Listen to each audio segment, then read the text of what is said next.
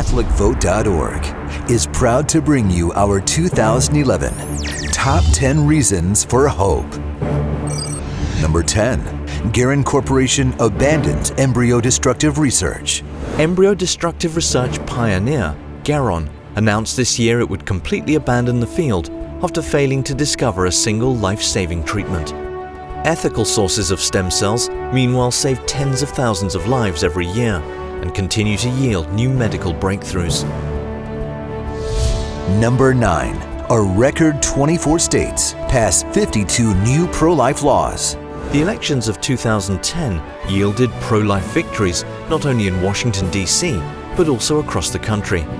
And in 2011 alone, 24 states enacted 52 new pro-life laws, ranging from requiring ultrasounds and informed consent to promoting greater parental involvement. And these new laws are having an effect. In Arizona, for instance, the abortion rate has dropped more than 30% since their pro-life law was enacted. Number 8. National events reveal Catholic youth are full of promise. Lashing rain and boiling heat didn't stop over 1 million young people and our 84-year-old pontiff from uniting together for several days in Madrid, Spain this summer. Although the media attempted to dismiss the gathering, the astonishing witness of young, vibrant faith was undeniable to all those who had eyes to see.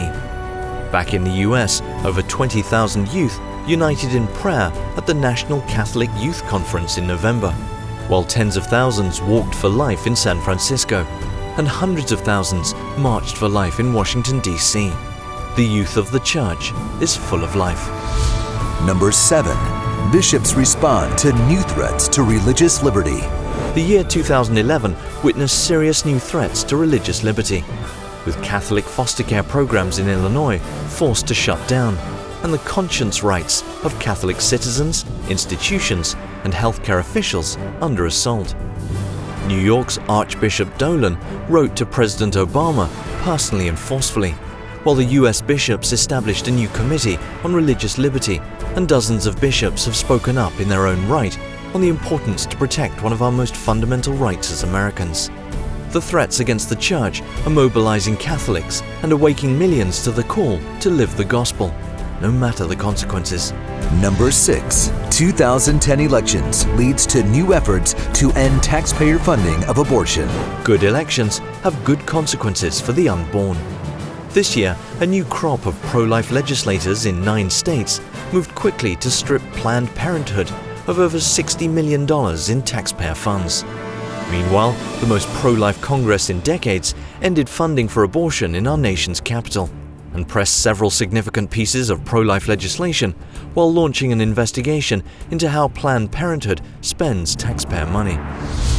Number 5. Major documentary on Catholicism aired over 1,000 times on public television. Millions of Americans across the country were given a real chance to see our faith beautifully and accurately portrayed, for once, on television through Father Robert Barron's masterfully produced series, Catholicism. In addition to critical acclaim, almost 3 out of every 4 PBS stations in America will air a large part of the series.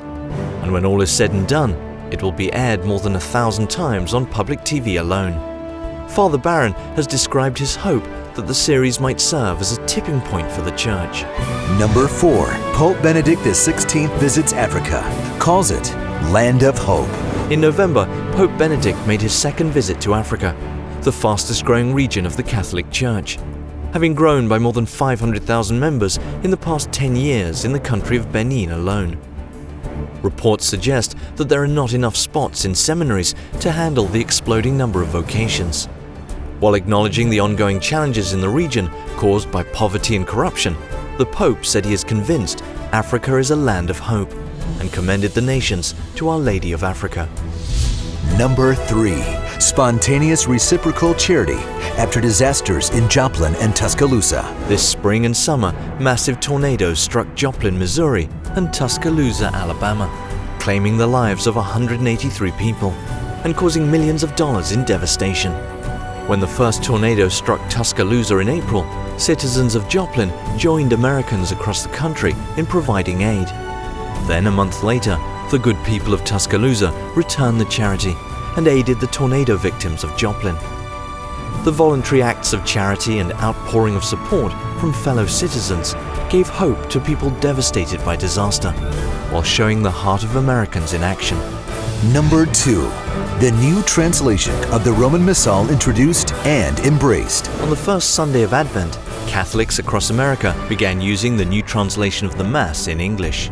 Faithful to the original Latin and in harmony with our deep liturgical tradition, the new translation is a witness that our Church continues to pursue internal renewal by rediscovering the sources of our faith, causing us to joyfully proclaim on the cusp of a new year and with your Spirit. And now, CatholicVote.org's number 1 reason for hope in 2011. Pope John Paul II, beatified. On the first day of May, in front of 1.5 million faithful assembled in St. Peter's Square, Pope Benedict proclaimed Pope John Paul II blessed just 6 years after his passing. Millions upon millions of Catholics around the world rejoiced and celebrated the official proclamation that the late beloved pontiff is indeed a heroic model of Christian discipleship for our time and for the future of the Church.